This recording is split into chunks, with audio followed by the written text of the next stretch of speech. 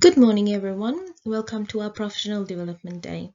Today, Haley and I would like to analyze and evaluate the two main integrated models as defined by Fogarty.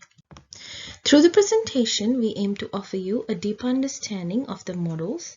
We hope this awareness will allow you to implement appropriate approaches in your own classroom.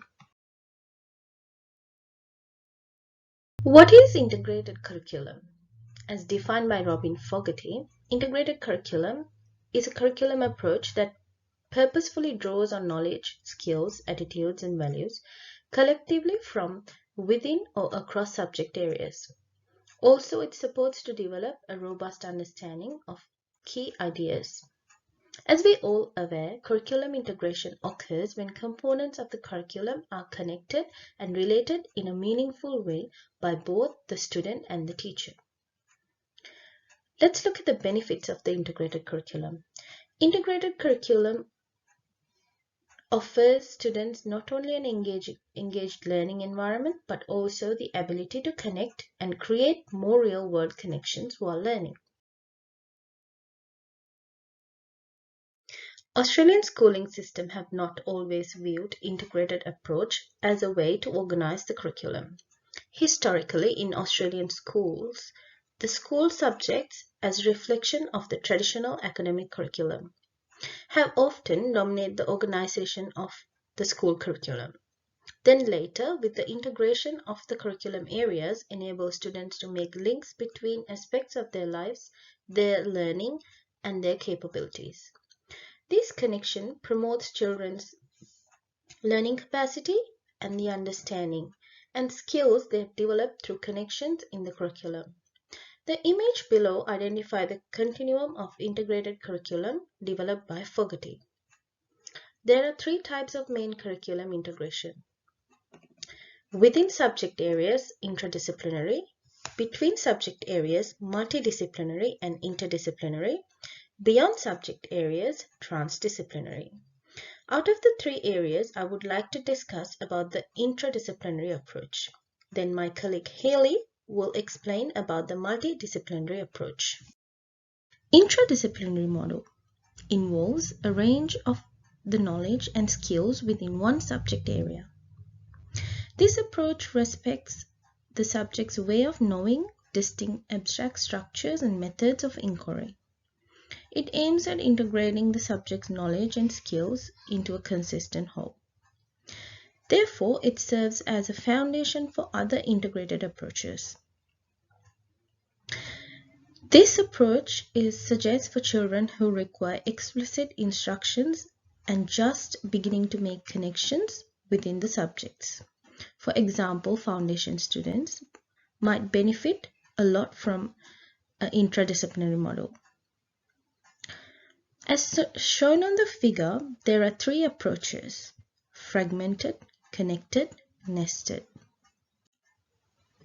Out of the three approaches, I would like to discuss fragmented approach.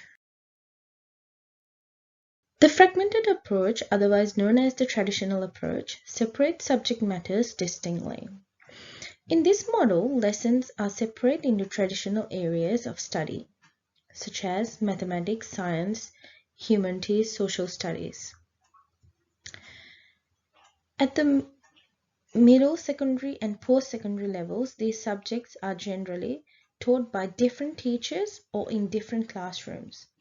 In the learning process, students generally move from class to class.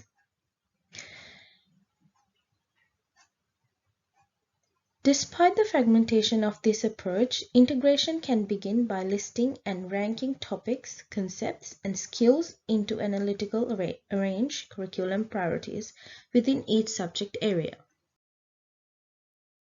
In this example, we can see the fragmentation of the Australian curriculum. The current design of the school curriculum generally enforces the delivery of fragmented contents of different areas of knowledge. The advantage of learning this model is that the students fully master one ability for each subject, while the drawback is that learners are less able to make connections or integrations with similar concepts. Jean Piaget's constructivism theory underpins an interdisciplinary approach. As Jean Piaget explains child's development in 4 main stages. The stages helps to explain the abilities and thought process of children from birth to age 15. Piaget states that children learn and develop their thoughts and beliefs based on their interactions with the world around them. Those interactions were based on their developmental stage.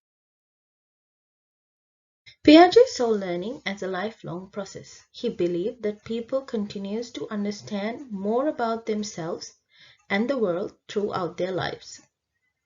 The lifelong learning begins with the 4 stages of childhood development.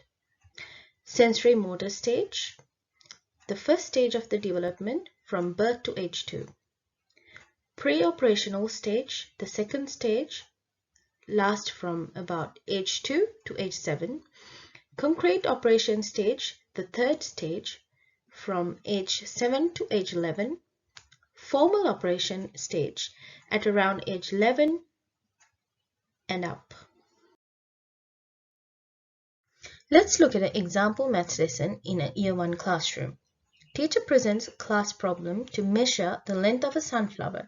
Rather than starting the problem by introducing the ruler or measurements, the teacher allows students to reflect and to construct their own methods of measurement. One student might say that doctor said he is 4 feet tall. Another student might say she knows her mom uses measuring cups when she cooks. The students discuss these and other methods they have heard about and decide on one to apply to their problem. Piaget encourages independent hands-on learning and opportunities to discover. This example demonstrates how to apply Piaget's theory in the classroom. Also, it is evident in the lesson it only focuses on one subject area. Students are only being exposed to mathematical concepts. Now I would like to hand over to Hayley to discuss on the multidisciplinary approach. Hello, my name is Hayley and I'll be exploring the multidisciplinary approach to an integrated curriculum. The multidisciplinary approach focuses on models to integrate learning across several disciplines. Multidisciplinary learning is considered a comprehensive model as a learning topic or idea is covered across many learning domains within the curriculum. This provides children with a more in-depth and complex understanding of the topic or idea that is being explored. The multidisciplinary approach is considered an important way to integrate learning because each discipline offers new perspectives and sheds light on the topic like facets of a gem. There are 5 different models of a multidisciplinary approach. They include sequence, shared, webbed, threaded, and integrated models. These models provide teachers with different examples of how they can incorporate a multidisciplinary approach in their schools and classroom. I'll be taking a deeper look at the web model of learning, however this image gives you a general idea of each model so you can further research a different model that catches your interest. The webbed model of learning views the curriculum through a telescope. Each subject uses the theme as the basis of their learning and sifts out appropriate concepts, topics and ideas that are uniquely related to the theme and subject. The teachers from each curriculum area get together to decide on a theme that they can explore over the term. When a theme has been decided, the teachers can then brainstorm the topic, skills and concepts to be addressed through the exploration of this theme. The teachers can then look at these ideas and see how they relate to their individual curriculum areas. This way, the teacher is teaching the theme from the perspective of their curriculum area. By using a webbed approach to learning, the students have the opportunity to explore the concepts in depth and look at them as a whole theme rather than in isolation in separate curriculum areas. The benefits of incorporating a webbed model into the curriculum include: learning through a web model is holistic and more complete. In more traditional learning models, the students' knowledge and experiences are segmented in line with the individual curriculum areas, and as a result, the learning opportunities that children are exposed to are fragmented and incomplete. Whereas in a web model, all the learning that is occurring is more connected and holistic, as learning doesn't just occur in classrooms.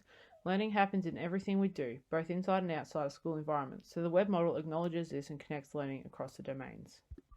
The web model is adaptable and can be changed based on the needs of the children.